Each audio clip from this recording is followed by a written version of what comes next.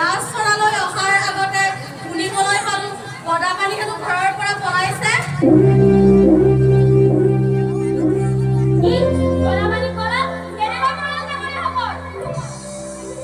মন্দিৰেও তাকেই ভাবিছো স্বৰ্গদেউ ইমান গুপ্তভাৱে আকৌ পথ ফুট ধৰিল।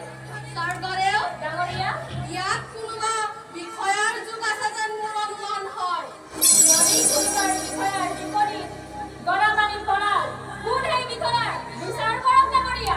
ক্ষমা কৰিব স্বৰ্গদেউ, বিচাৰিলে বাই মূৰকৈ বিচৰাৰ কোনো প্ৰয়োজন নাই। আমাক লাগে গদাক পালে সকলো ওলাই পৰিব। কিন্তু গদাকে পাব কেনেকৈ? তাৰো বিহিত ব্যৱস্থা কৰা হৈছে স্বৰ্গদেউ। গদাৰ হোমভক্ত উলিয়াবলৈ গদাৰ পত্নী জয়মতীক ধৰি আনি এই পলায়নৰ কঠোৰ শাস্তি দি হ'লেও তাইৰ মুখৰ পৰা গদাৰ বাতৰি উলিয়াবই লাগিব।